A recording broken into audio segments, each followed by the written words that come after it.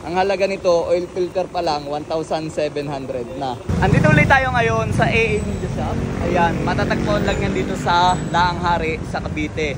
So last time na andito tayo, gamit ulit natin itong ating Kawasaki ZX2 dahil last time, pinalitan nila ng gulong na Sineo. Ngayong araw naman, ang gagawin natin ay meron na tayong job order na mag-change oil tayo dahil ilang kilometers na din na matagal ko na din hindi na-change oil to. So ngayon, mag-change oil tayo. So ayan yung Ninja Shop. Yan lagi tayong papagawa dahil any brand ng motorcycle gumagawa sila, especially kapag big bike. So ang dami na nakapila, pati yung mga service ng mga patrol, XPG, ayan, gumagawa sila. Ito namang ating mekaniko, busy, ayun, nagpapalit ng fork seal sa harapan ng African Twin. At syempre, ang ating gagamiting langis ay ito pa rin ginagamit natin na polysynthetic na 100% Dino oil. Ayan, so 1, 2, 3, 4, 5. 4.5 liters yung ating big bike. Napakalaki ng makina. Ang African Twin, ganun din, 4.5 liters din, no? Ang laki din pala ng makina nun. Ang kakaiba dito sa motor ko, itong ating oil filter, siyempre genuine yan. Kakaiba dahil malaki daw ang tread nito. Hindi katulad sa common na mga Kawasaki na ganon. Ito special, kaya mahal. Ang halaga nito, oil filter pa lang, 1,700 na. Oil filter pa lang, masaklap na. Para sigurado tayo, 100% polysynthetic na din oil ang gagamitin natin. Ito ang ating chief mechanic.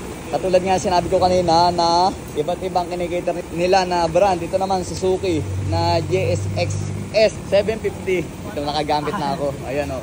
750. Magaan lang yan. Sarap gamitin. Pinoprogram niya to kanina eh. Tinutuno siguro. Pinacheck ko yung preno sa ulihan. Ang preno sa ulihan ito is Nissin. Hindi siya Brembo. Ito yung stock. Alright. Manipis na, di ba? O, nakikita nyo. Mas makapal na konti yung isa. Pero siyempre, hindi mo naman pwedeng palitan yung kabiyak lang. Matik yan, kumuha na ako ng bago. O, ito yung bago. Genuine na Kawasaki parts to, di ba? Ito sa kanila, genuine yan. Heatsink tong sa likod para hindi masyadong minute yung sa piston. Ito yung tinutulak ng piston. Alright, pasabay na natin. Yan tinatawag na preventive maintenance. Dinirain na nila yung langis ko. Pansinin nyo, mapula pa rin, no? Kahit almost 5,000 km bago yata ako nag-change oil. Maganda talagang performance nitong Dino oil na ginagamit ko. Kahit sa mga scooter, ito rin yung gamit ko eh. So okay na yung ating rear brake, yung brake pad natin, bagong bago. Ayan.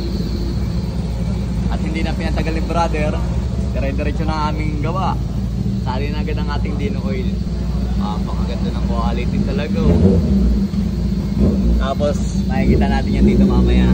Itong side glass na tinatawag.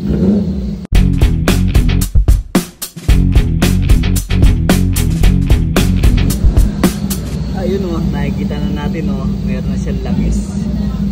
Dapat na dito sa pagitan na to, dito sa dalawang gatla na to. Alright. So tapos na yung motor natin, pero ayan, may tama yung ating mags bengkong. Ayun yung motor natin. Papagawa muna natin to, ipapalay natin sa mags alignment. Papagawa na lang natin, hindi natin sasama sa vlog. Alright.